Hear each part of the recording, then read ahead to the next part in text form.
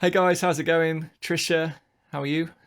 I am doing fabulous. We are having some wonderful springtime weather here, sunny skies, 80 degrees, low humidity, fairly low for us. So I am enjoying it tremendously. How about you, where you are?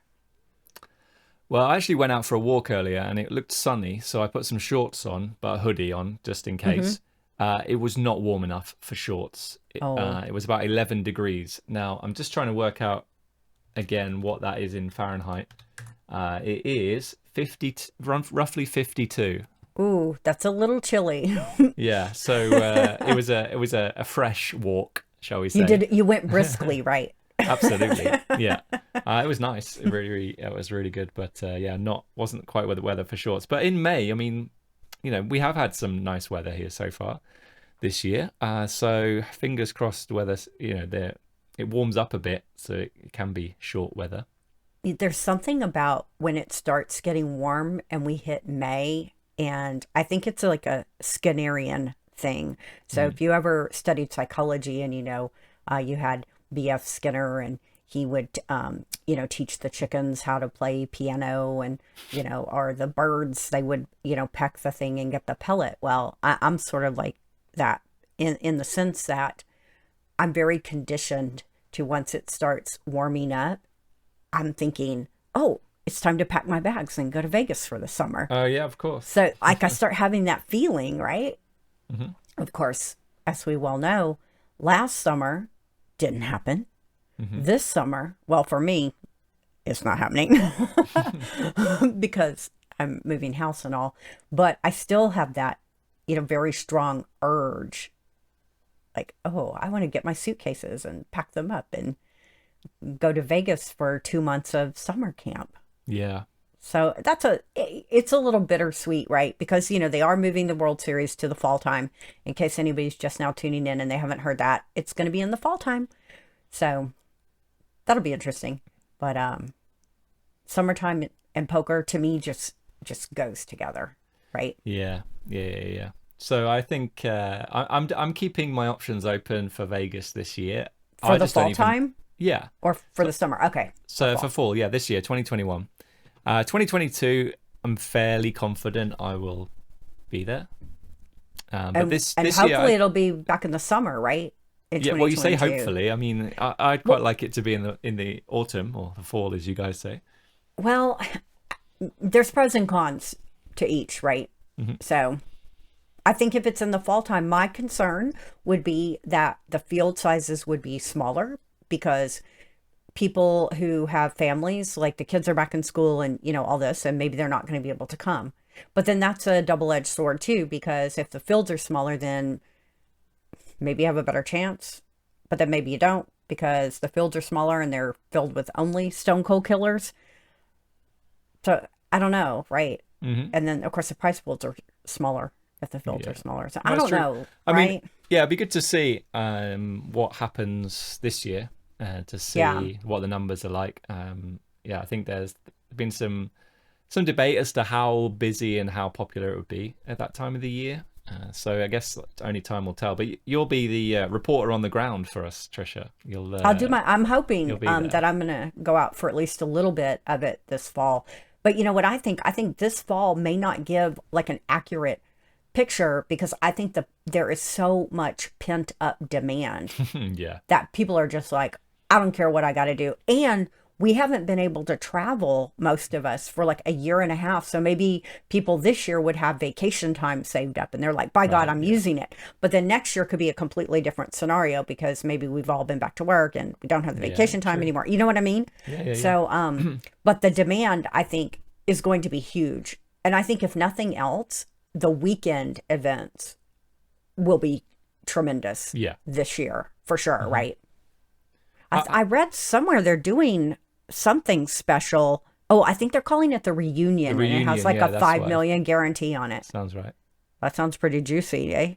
Yeah, it sounds good. How many flights is that going to be? I mean, you're going to have to. So the one thing, Like I 50? I know. yeah, I don't like know. the one thing that the advantage that you had last year is that you had the system where you could register online and then you go, you just put your card in the machine, and it gives Yep. you a seat number, right, and your Yep. details. Whereas there were a few times, I don't know if you remember, right, I ended up queuing for like three and I a half hours to remember. get into a tournament, like it, which is just horrendous. Like just something I never want to do again. It's really embarrassing as well because there's you probably don't even know this because you don't ever go to the cage, right, to register for a tournament. Right. There's a queue, the main registration cage at the Rio. There's like a short queue, right? Yeah. So, and I could see that like there was one person it was queuing all the way to the end, so I like went and joined the end of that queue, right? And then a security guard came over and was like, "Oh no, the queue's up there." I turned around and like there's another queue that's stretching along the hall and back round. I It just went hadn't all seen the that. way back up to like Guy Fieri's restaurant or something, maybe even further, Oh, that I right? mean that wasn't this one, but yeah, I remember seeing that as well. Like that was, but also like once you were in, so it took like an hour and a half to register. I'm like, yes, I'm in, and then it But was you like another weren't. 2 hours to queue for a seat number. Yeah. Yeah. I mean, wow. I kind of remember you were in the line and I was playing and I could see you from where I was at least a part of the time while you were in the queue. And you were not moving. You were literally in one spot for quite a good while, as I recall. Yeah, that was one of the low points of Yeah, that so summer. Well, the actually, no, it way wasn't because I that was the year I busted everything without yeah. cashing. Well, let's not bring that up. I was gonna say the way I was doing that is you have to pay a fee Oh when yeah. you do the registration online. I can't remember what the fee was, $15, $20, something like that. But I was like, I don't care. I am not standing in that line. I knew it was going to be pandemonium. I was like, I'll give them my $15 or $20 or whatever it was, and I'm good to go. But the way they get you on that, at least this is the way it was in the past, you had to go on a day and you had to get in a line and get up to like the total rewards desk, and you had to let them go through all your IDs and everything and make sure it was you and blah blah blah. And then once you did that, then you could, just like you said, you register online, you go, you print from the kiosk, and there's no wait, no fuss, no muss. But I did notice that when I was pre-registering, I would always end up in the 1 seat or the 10 seat in that Oh sense. really?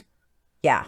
So I think what they had done was maybe set those aside for the pre-registrars. I don't know what the word is. Pre-registrants. You Um, registrants, yeah. yeah. And so I was like, oh my God, I'm always in the 1 seat or the 10 seat. And so that kind of sucked. But would I rather do that or wait in line for 3 hours? I'll go ahead and take a 1 or a 10. Yeah. So Yeah. just so one question, do you have to turn up from the start? And if you don't, are your chips already in play? I can't remember. And I never showed up late. So I don't have any. I'm sure I read what the rules were, but like now we're talking, that's almost 2 years ago, right? Um, and I don't remember ever turning up late. No. I don't like to turn up late, as a rule. So You're just so good at playing 200 big blind pre-ante poker, Trisha, aren't you? You just love I it. don't want to miss a thing. Okay. I'm at the I'm table. like, I'm oh, it's sussing my it out. worst nightmare. I mean, it's not anywhere close to my I worst mean, nightmare, but yeah, you just don't go bananas and you'll be fine. That's my sage advice. I Just mean, do not go bananas with 200 big blinds, I feel You're like that's a naive way to look at it. No, it's not. And I'll tell you why.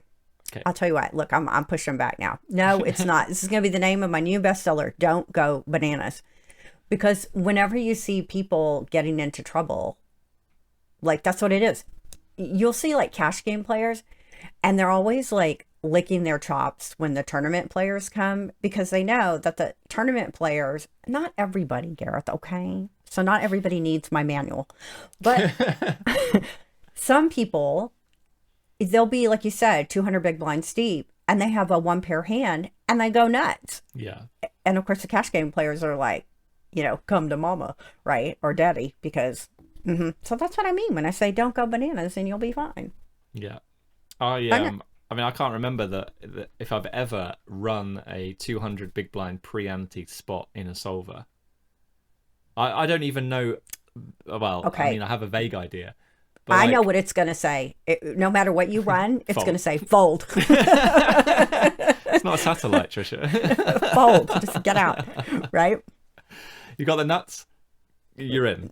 But Right? without the But nuts, non-nuts, fold. Exactly. See, that's what I'm saying. Don't go bananas. a friend of mine said it in live poker. The secret is the nuts raise, second nuts call, anything else fold. I think that's Right, about the okay. truth. I'm going to put that in my book. Don't go bananas, and Yeah. it's going to be a very short book. No, but I think it's interesting. I mean, my friend Benny, he talks about because he registers scoop from the start, right? So you 200 big blinds deep there. I think it is and post ante, so all the tournaments start with antes, but you're still really really deep. Yeah. And I think the strategies are wildly different. And he says, but you've got to take advantage of what he calls the pink tags. And his pink tags are like the splashy, the loose players, the players that aren't Yeah. very good. And he said, you've got to get in there, otherwise you're going to miss out on the pink tags chips. And I'm And just I like, agree. well, I agree. That's yeah, but like, like winning lots of chips in the early stages will have some effect later on the tournament, but you can also get in off, with 40 big blinds and have the same size stack at the same point, but with fewer hours of effort. So, how much is your edge really that you need to get in and play against the other players that are playing from the start? Like, and does Yeah, it overcome like the 3 hours, the 4 hours of late reg that you could have, avoided? I mean, that's a fair point, but I think it's a fair and yet theoretical point, right? Because if we don't have a big enough sample size, Yeah, true. it's like we really don't know, right? Yeah. I don't know. There is just some comfort in, you also have to look at it in this sense, right? I'm on Team Benny with this one, okay? Because if I'm able to get in and take advantage of the weak players, right, then that makes my job easier, because as the tournament goes, more and more of those weaker players are out and the tournament gets tougher, right? Because you're left with more stronger players overall, right? So then maybe it's not as easy to double up that 40 big blind stack. I don't know.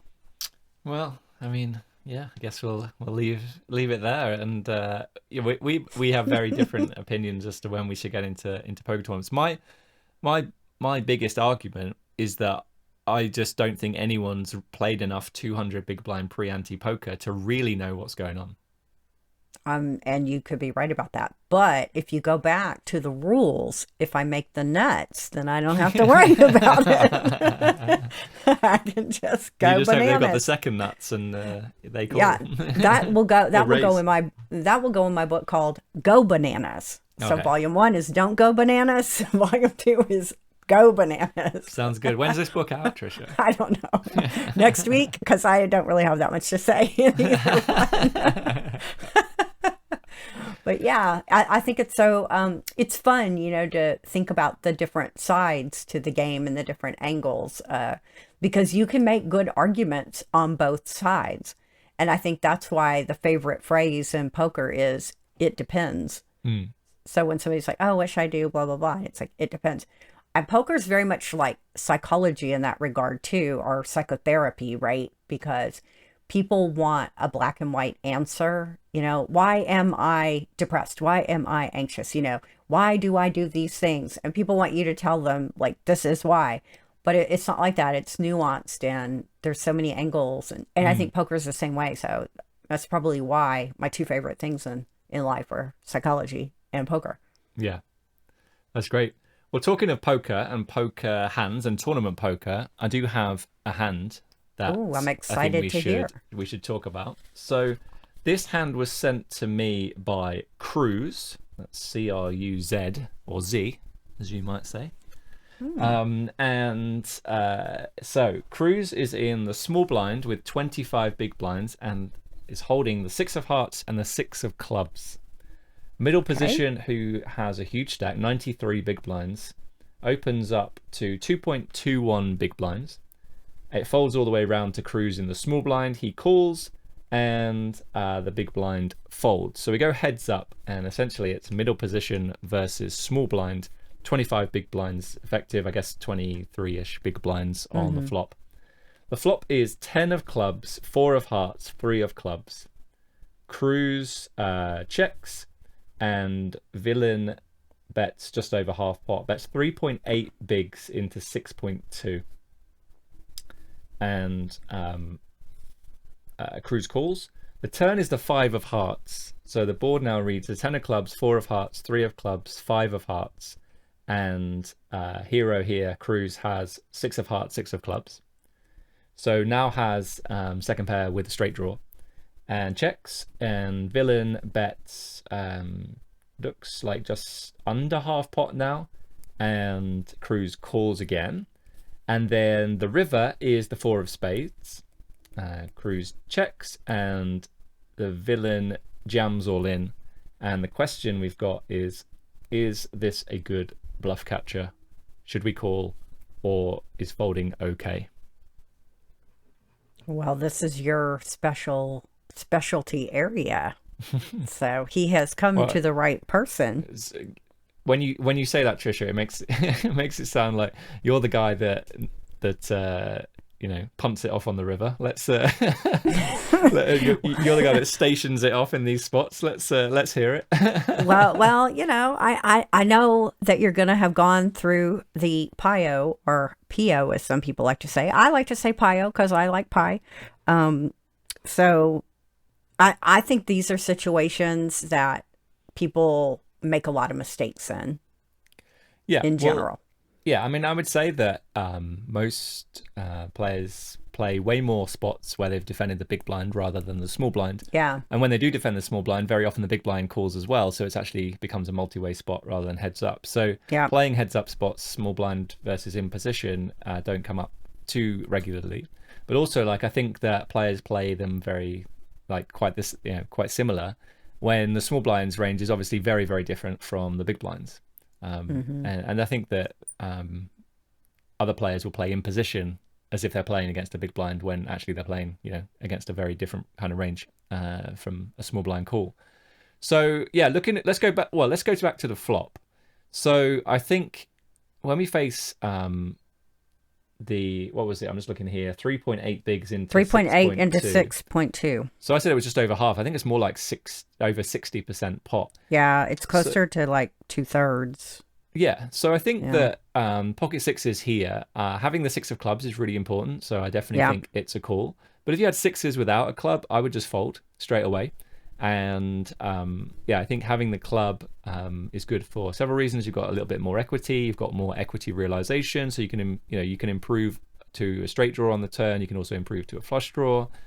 You can also improve to a set when you know that it's not completed the flush, right? So when you're holding the 6 of clubs and you hit a 6, you know it's going to be an offsuit 6. Yeah. So lots of good reasons to call with 6s with a club and not without.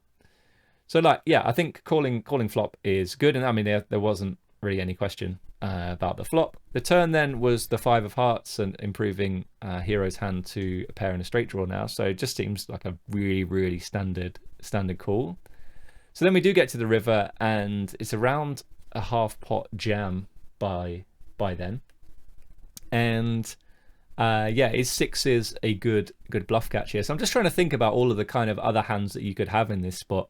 I mean, I would say that hands like ace 5, ace 4, of course, like is trips by the river. Just as a reminder, the board is the 10 of clubs, 4 of hearts, 3 of clubs, 5 of hearts, 4 of spades, and heroes holding pocket 6s, 6 of clubs, 6 of hearts. So yeah, ace 4 is like a really strong hand that you're going to have here, but a hand like ace 5 is pretty decent. Blocking ace deuce, blocking aces, blocking pocket 5s. Like, it's pretty nice hand to have. You are also, from the small blind, going to have a hand like 7-6 suited. You could also have a hand like 5-4 suited, and then you've got a mixture of 10x hands as well. So I think pairs like 6s and 7s. I'm just thinking that at 25 big blinds, you probably 3-bet or jam eights plus. So sixes and sevens are the only pair that you would have here, because obviously I think twos would fold the flop, and I think threes and fours are a set or quads. Well, no, full house or quads by now. So the only sort of single pair hands, sixes and sevens, and I think both of those would end up being good folds in this spot. So I think you probably do have enough other hands to call here, but it is a pretty tough spot, and you've got to think about, okay, what kind of hands is my opponent jamming for value? And it's very much going to be the overpairs, like jacks, queens, kings, aces. 10x are going to play very, very similar to this, I think. So then we're going to think, okay, so what kind of bluffs are going to be in there? And I would imagine that like the biggest reason why, I mean, just to recap what I said earlier about, I think sixes is a fold in a GTO world, but in a sort of an exploit world or in the real world, bearing in mind that imposition is going to play differently. So what I think that'll happen is that the imposition player is going to treat playing the small blind as very similar to playing the big blind, which is going to be incorrect. And even if they don't do that, which obviously is a massive, like, broad statement, they're not going to have played enough spots against the small blind to have developed as solid a strategy as they would against the big blind. So anytime you land in a spot where you believe that the player you're playing against hasn't probably studied it enough to know exactly what's going on, I think that they're going to be even more weighted towards value than they are than having enough bluffs in this spot. What do you think? Do you think that's a fair assessment, Tricia? Absolutely. I think in general, they're going to be I don't know, I want to pick the right word. They're going to be very weighted towards value. Yeah. In general. Like, so if I'm playing, at the World Series or the Win or wherever, and someone takes this line, like, really? Are they doing this with ace king? Yeah. You know what I mean? Or ace queen or something. Like, most of the time, it takes a lot, like, to triple barrel bluff, if you will, right? Yeah. So in the real world, how many people are going to do that? So. Yeah, well, I remember in the Monster Stack in 2018, I triple barrel bluffed, and the guy was in the tank. Must have been 15 minutes. I was like, this is great. I mean, even if he calls now, I don't care, because I've clearly just put him in the cage, and that's exactly what I wanted to do with ace high. He eventually called with a really bad bluff catcher, and I was just like, I mean, whatever. Okay, it's fine. Wow. But no, I think that it's unusual, certainly from weaker players, to find the triple barrel bluff. But even like, as I said, like, it's a fold anyway. You've got to think about, like, we don't block any value hands. You might be looking at this and thinking, well, can't he have 7-6, and therefore having sixes or sevens is really good? But I don't think he opens 7-6 suited from early position often enough for where sixes and sevens are going to be that relevant, right? So therefore, that's why I was saying earlier about, like, ace 5 is way better, because he could definitely have fives, he could definitely have aces, he can have ace 10, he can have ace deuce as well. So you block all of those value hands. So that's way more important than having second pair that doesn't block the straight because he can't have it. Right. That's pretty much it, Tricia. So it was a great hand, but I think I was gonna roll back for a second, even though it's a great hand. I want to ask about you when you triple barrel bluffed and the guy was in the tank for 15 minutes. What is it about you that you think led him to call with the bad bluff catcher in that spot? I think if you ever see anybody in a snapback cap with a poker symbol on it, it means that they're capable of triple barrel bluffing, and therefore you have to call with any kind of bluff catcher. I don't know, but it's interesting because later on, the table was it was close to the end of day one, and beers were getting ordered, last level beers and or final level beers, and everyone was a bit more loose, I would say, in just like being open and honest.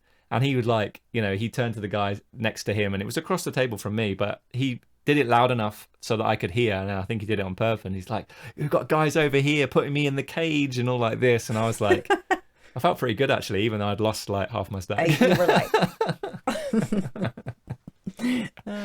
but I think there Yeah. is value in understanding how people see you, or maybe can't understand it, but thinking about it at least. How do they Mm. see you, and how might that impact, how they interact with you and what choices they make? Now, obviously, online it's a little bit different because you're not looking somebody eyeball to eyeball. Yeah. But when you're live, you do have those opportunities to think about, well, how am I presenting myself, and how are they reacting to that? And how can I use that to my advantage? Yeah, well, that's definitely something that you're probably better at than I am, Tricia.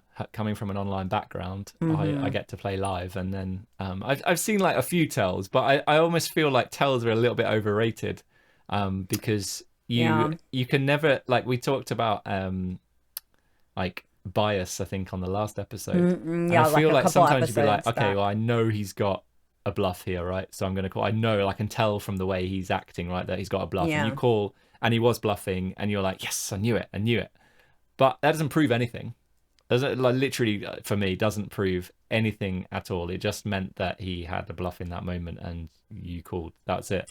Well, Um, I think though there is something to be said for having experience, mhm, and right. sometimes the experience will lead you to pick up on certain things that you wouldn't have picked up on, right? Like if you didn't have experience. So I don't Mhm. want to 100% discount it, but on the other hand, I don't want to 100% say like, oh, I saw his eyeball twitch, so I know he has, whatever, right? Yeah. To me, it's about taking the information that was given to you at the table and putting that, if you have some sort of, experience that leads you to believe X, Y, or Z, right? You have to be careful with it, though. I think a lot of people think like tells is the end all be all, and Mm. I don't think that at all. But having said that, sometimes when you have enough experience, you can just tell something about someone. But I don't know that it's that often. Right. You know what I Yeah. mean? No, I do. Yeah. Like, I think you're always better off going with a very solid strategic play, Yeah. right? But sometimes you get a little bit of icing on the cake. And, again, you just got to be careful because, as we talked about in the last episode, the brain's always looking for patterns, and it will find patterns where none exist. So you have to be really cognizant, am I just trying to tell myself the story? And you don't want to do that, right? You want to make sure that you have some very good reasoning behind, making these decisions. And it kind of sounds to me like if the guy was in the tank 15 minutes, I don't know that he had really good reasoning there. I think he was probably spending 15 minutes talking himself into it. Yeah. But, whatever. You did your job. You made his life difficult, and that's what you're supposed to do at the table. So well done. Exactly. So yeah, I just had some thoughts there, Tricia. I was just thinking about, like, let's say you face a triple barrel live, right? And you're like, I'm fairly sure that most players that you come across live are not going to find enough bluffs here for this to be profitable, right? Right. So you call and you get shown the value hand, whatever. And I think a lot of people see that and you're like, see, I knew I should have folded. Like they always have it. I should just always fold. The thing is, though, that first of all, they don't always have it, right? They can find some bluffs. They might not find enough bluffs. But the thing is, you're thinking about that one branch of the game tree. You're not thinking about the other branch, which is where they check back way too many hands. So if they're only ever value betting on the river, every time it goes check, check, you win way more than you're ever expected to. Yeah. And I think that people forget that when they call Yeah. these hands in isolation. Like, in the long run, calling there, okay, might be losing money against that specific person, but you're going to make up that money by the fact that they checked way too often in position because they're not finding enough bluffs, right? Yeah, So I for think sure. that's something that is often overlooked when we think about, them always having it and they're always value betting, because you forget the times when you get to show down third pair when there's absolutely no reason why you should be allowed to show down third pair, and they have a perfect bluff and they just don't pull the trigger. Right. you make so much more money from that as well. So sure, like the times when they end up having it and you lose a big pot, it's kind of whatever, because you will make it up from the other branch where they choose to check too frequently. Yeah, that's a really good point, and something that I hope our listeners will really, take to heart and think about when you're making decisions, and don't just get so focused on the results again, Mm. which, is very human nature. It's difficult to do. I think that's what makes poker such an interesting game and such a challenging game, because it's really hard to overcome all the emotional human stuff that goes with it, right? Yeah. Oh, So to absolutely. Yeah. to go back to, like our last episode where we talked about fear, right? Hmm. It's really hard to overcome fear. And that's why when we're saying people don't triple barrel bluff enough, which is not to say that you should be triple barrel bluffing all the time, right? But Well, you should. that's in my book, Go Bananas. But yeah, you just have to realize that bluffing is scary, right? Because people don't want to look stupid. You don't want to get caught. And then everybody at the table is talking about you like, oh, can you believe what that idiot did? Or, you know what I mean? And you're thinking about that. And even though maybe you have like you have such an opportunity to bluff, right? Like everything is right for it, but you're thinking about all this other stuff and then you don't pull the trigger. And you're like, I'm just going to check. And then you lose to the third pair. Absolutely. Well, before we wrap things up, Tricia, where can everybody out there find you? Go over to peakpokermindset.com, and don't forget my 10-minute tilt cure is available for sale over there, and you're going to want to get this to add it to your repertoire. And you can also join my Facebook group, Poker Mindset Mastery Lab. Gareth, where can people find you?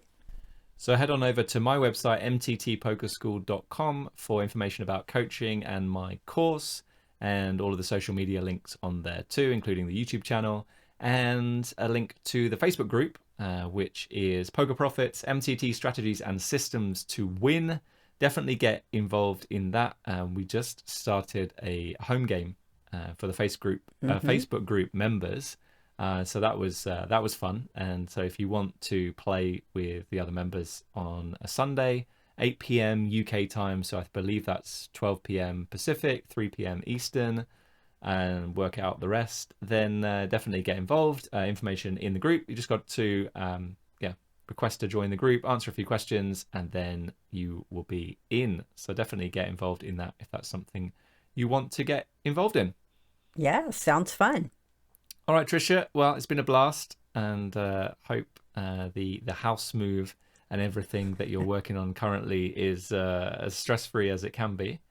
Just you bringing it up makes me feel tired. I'm like, oh gosh, I need a nap. Yeah. Yep, I've got more to do today, so yay. Well, good luck with it, and Thank everyone you. else out Thank there, you. take care, and we'll see you soon. Bye-bye. Bye.